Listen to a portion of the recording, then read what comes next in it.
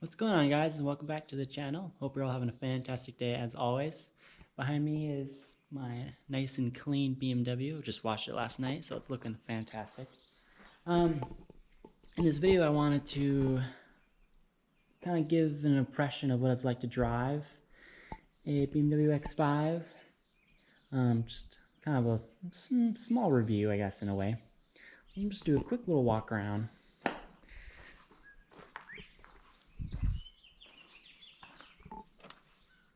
It looks really awesome. Really happy with how it cleans up. And I've been using the Grio's Garage 3-in-1 ceramic wax. So I'm gonna go ahead, drop the GoPro down, and we'll do a little startup for you. It's not gonna be very loud. I have the key in my pocket, so you just go ahead and reach your hand and unlocks.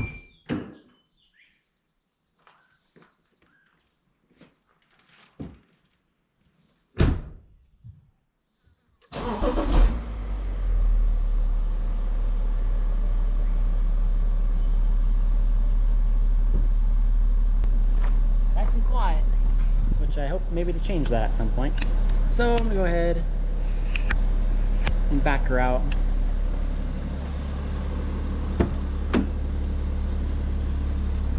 Carefully get in.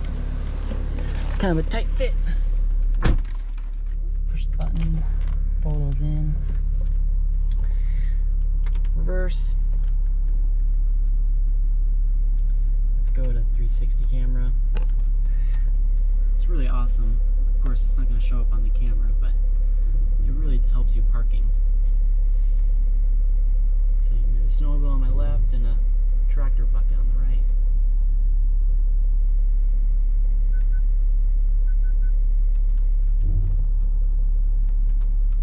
And just nice and slow.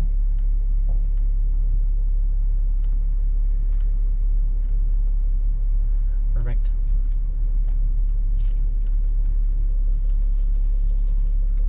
Alright, we'll do one little walk around with the DRLs on and wheels turned a little bit. 255s all around.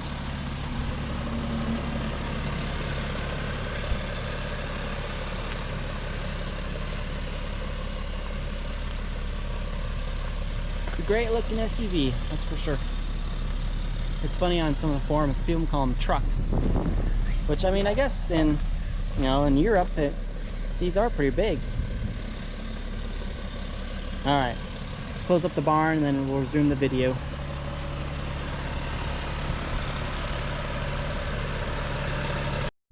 All right, back in the vehicle. Go into reverse, just push it forward. And that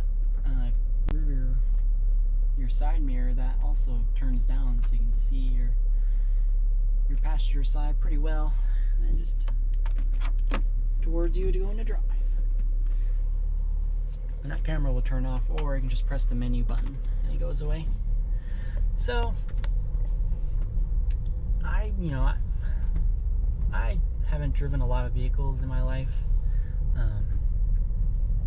and I came from a 2006 Lincoln Navigator that had 200,000 miles, and it was 14 years old.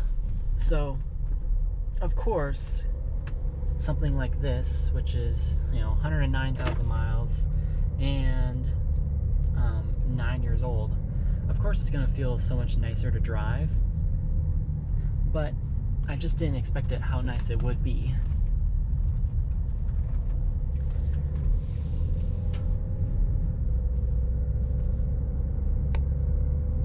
Go ahead and open this up, get some more light in here, that'll help.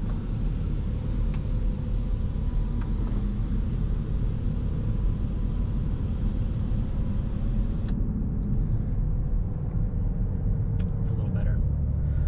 So yeah, first driving impression, you're gonna notice from a lot of different vehicles is how heavy the steering is when you're going in slow speeds. So when you're in a parking lot or in your yard or driveway, it takes a lot more effort to turn the steering wheel. it's very heavy feeling. It's not very assisted, which yeah, there might be some people that would complain about it, but I love it. I think it's such a nice feature. It's not even a feature, it's just a quirk almost. I really like it. It makes you feel a little more connected to the BMW. And then the other thing you're going to notice right away is how much pressure you have to use to press the gas. It's not very sensitive. It's designed to be a smooth roll-off, or a smooth takeoff. And it's also might be a little different because it's a diesel, so it's a little lower revving, and it's a low revving motor. So this is just because I came from an old vehicle. The brakes are very sensitive. They have a lot of bite. I know that is because A, is a modern vehicle, and B, because BMW puts soft brake pads in their vehicle, so they have that great initial bite.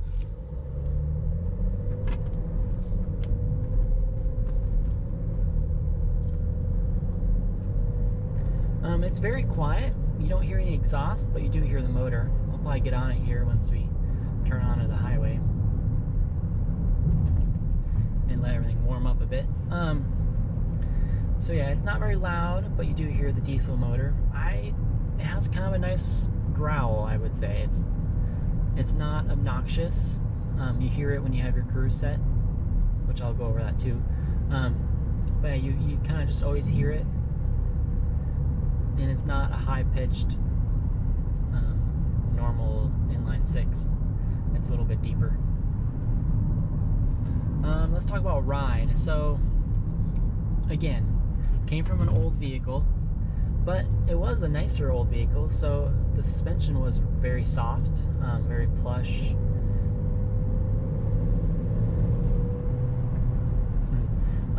It's very plush. On the bigger, more wallop bumps, it was very soft, which is nice. But on the jarring stuff, the suspension was old, it was a little more loose. You felt it in the steering, you would feel it, sometimes in your body, depending on the road. Alright, we're here get on the highway here. So yeah, you just kind of feel you have to really press the gas to actually start moving. But so much torque. And 60, and 65. It's just ridiculous how nice it is. Plenty of get up and go. It's going to be better than your, normal V6 because it is a turbo. It has a diesel, sorry, because it has 425 foot-pounds of torque and 265 horsepower, so it gets up and goes for sure. It lacks a little bit in the top end because, your torque slowly diminishes. So it's that low end grunt. I think it's like 1500 is the full peak torque. So you get it really low. But yeah, back to the ride itself. So, coming from that old vehicle, the jarring stuff feels more tight, it's quieter, it's great. But it is definitely more stiff. It rides a little bit more like a sports car. You feel stuff more on the road. And to some, yeah, that's going to be annoying, but I don't know, I'm a young guy, it doesn't bother me at all. I like it. It makes me feel a little more connected to what I'm driving.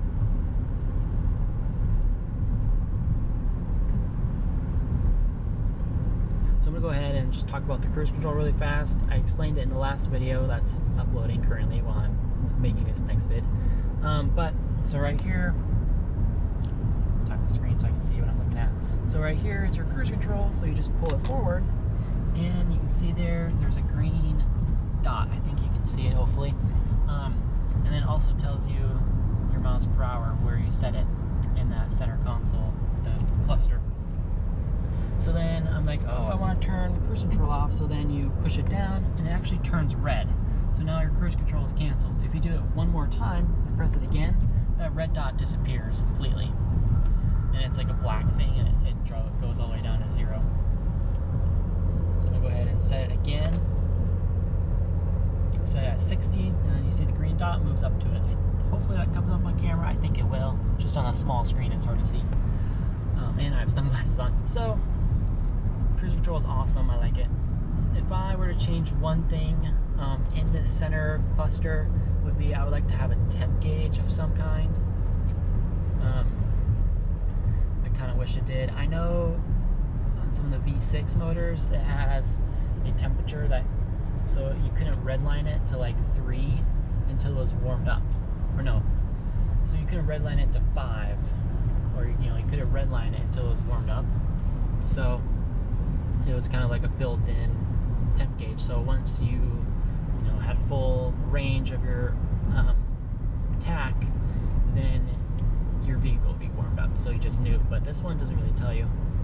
And of course, you have your normal gas diesel gauge, and then you have your MPG, which I actually really like that. I think it's kind of cool.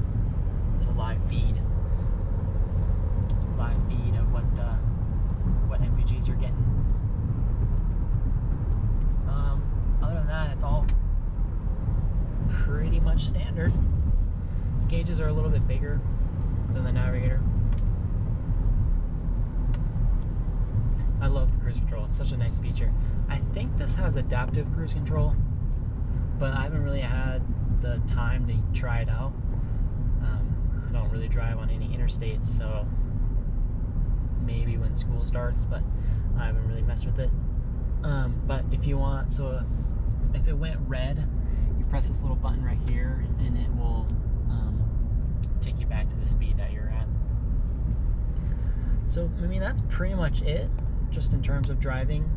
It's not quite as soft as other vehicles is in terms of suspension.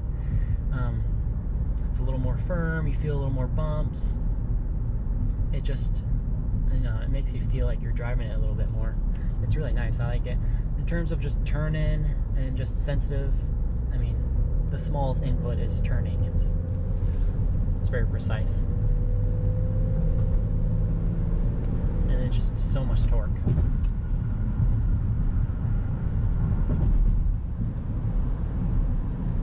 So I'm gonna go ahead and wrap up the video over here. Sitting above the corn. It's like this natural levee the road's built on. This area sometimes gets pretty flooded, so that's why the road's built up. I hope you found this informative, of course.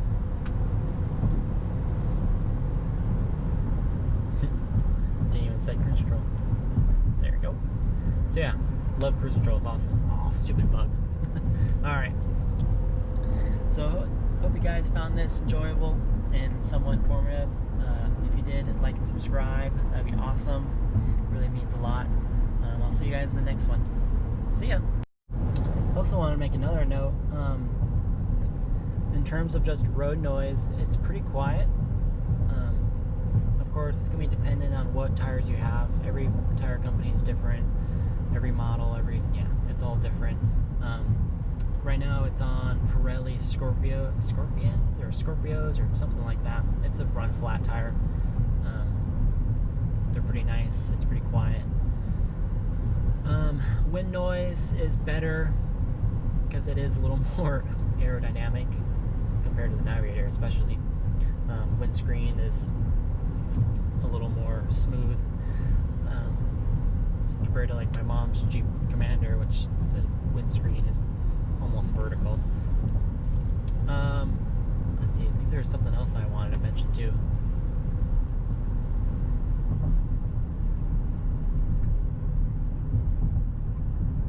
Oh yeah, visibility. I'm sorry, I'm just turning here. Not a lot of body roll. Oh, there goes my thing. Not a lot of body roll.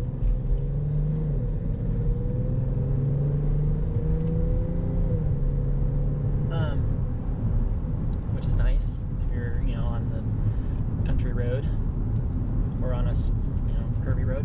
Not a lot of body roll, but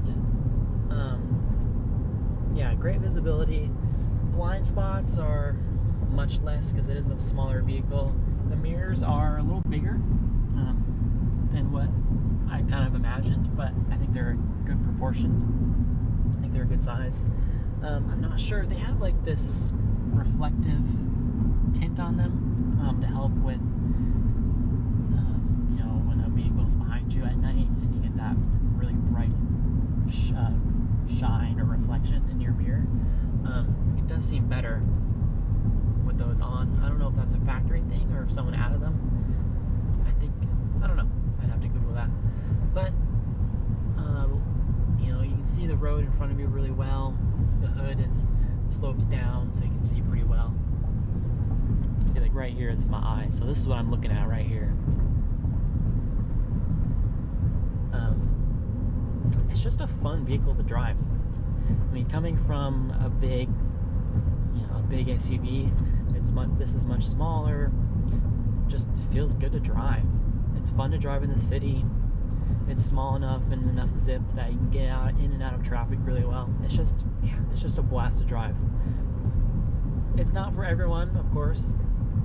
If you're an older gentleman, or if you want someone that's a lot more plush, then maybe a Mercedes is for you, or the new Navigators are nice. So yeah, that's kind of my opinion of what it's like to drive.